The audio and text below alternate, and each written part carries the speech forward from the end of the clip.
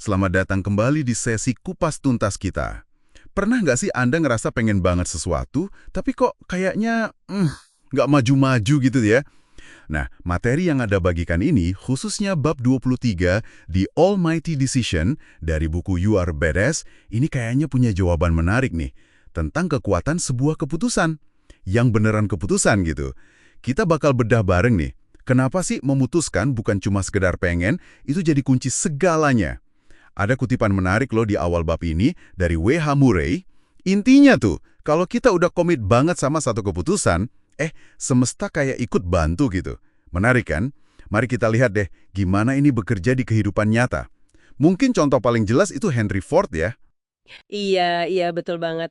Kisah Ford sama mesin V8-nya itu kan jenis mesin mobil yang wah banget ya pada masanya, inovatif gitu. Nah itu luar biasa ceritanya. Insinyurnya sendiri bilang, wah nggak mungkin ini. Tapi Ford, dia nggak cuma berharap, dia itu beneran memutuskan bahwa mesin itu harus jadi, harus ada. Ini bukan sekedar keras kepala biasa ya, tapi ini kayak tuntutan mutlak ke kenyataan. Lahir dari komitmen yang total balak. Padahal dia juga pernah gagal loh sebelumnya, bangkrut malah. Jadi memutuskan ala Ford ini bedanya apa dong sama sekedar ya ngotot aja gitu. Kayak tipis ya bedanya. Bukan sama sekali. Jadi pas Anda beneran memutuskan, udah nggak ada lagi tuh pikiran gimana kalau gagal ya, atau aduh mungkin nggak ya ini. Semua energi kita jadi fokus buat nyari jalan. Gimana caranya biar jadi.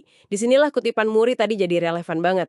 Providence moves to katanya. Atau kalau diartiin bebas ya, semesta atau faktor-faktor pendukung lain itu kayak mulai mihak ke kita gitu. Sumber daya, ide, solusi yang tadinya kita nggak lihat, kok mulai muncul gitu. Oke. Jadi keputusan sejati itu butuh kesiapan mental juga ya, buat ngadepin apapun tantangannya nanti.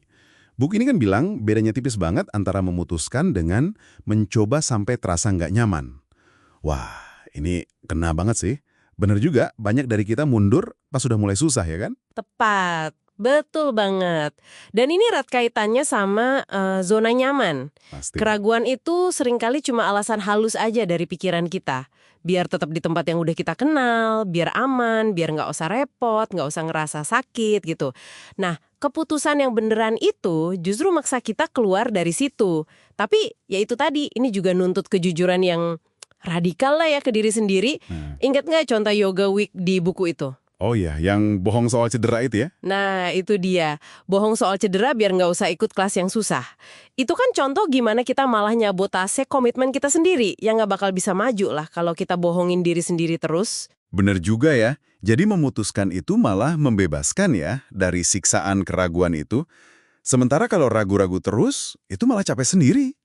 Buku ini juga nyorot kebiasaan orang sukses kan? Katanya mereka cepat ambil keputusan, tapi lambat buat ngubahnya. Ada tips praktisnya nggak sih? Ada.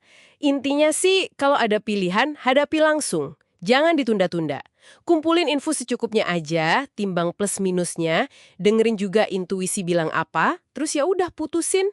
Buang jauh-jauh deh kalimat saya nggak tahu. Ganti aja jadi, oke, saya akan cari tahu dan segera memutuskan. Dan yang paling penting nih, setelah mutusin, jangan nego-nego lagi sama diri sendiri. Maksudnya jangan bernegosiasi lagi itu gimana? Ya kayak contoh berhenti merokok tadi. Kalau Anda udah benar-benar memutuskan berhenti, Anda nggak bakal nawar. Sebatang aja deh hari ini. Nggak ada. Sama kayak orang yang emang bukan pemakai narkoba misalnya. Dia nggak akan mikir, coba dikit aja kali ya. Nggak mungkin. Keputusan itu udah nyiptain identitas baru buat dia. Saya adalah orang yang tidak merokok. Titik. Kalau kita mulai negosiasi, itu sama aja buka pintu lagi buat keraguan masuk. Wah, poin yang kuat banget itu. Oke, terakhir nih. Buku ini kan nekenin banget soal kegigihan ya, atau tenacity. Apa hubungannya sama keputusan? Tenacity, kegigihan, atau ketangguhan buat terus bertahan. Itu ibaratnya nafas dari keputusan itu sendiri.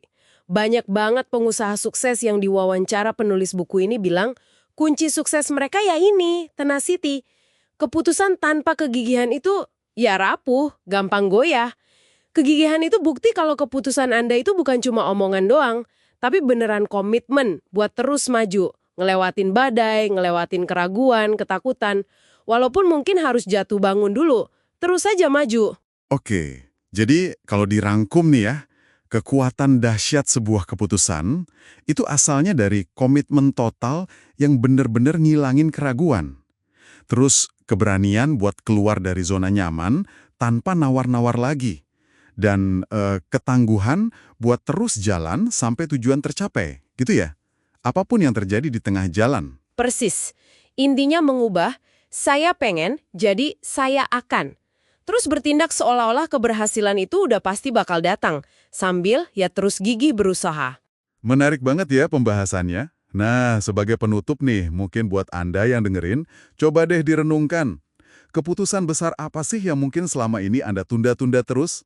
Mungkin karena takut sama prosesnya yang bakal nggak nyaman, atau takut sama kemungkinan gagal. Nah, setelah dengerin obrolan kita ini, apa kira-kira satu langkah paling kecil aja yang bisa Anda ambil hari ini juga? Sebagai bukti nyata kalau Anda udah memutuskan buat bergerak maju. Selamat merenung ya, sampai jumpa di sesi berikutnya.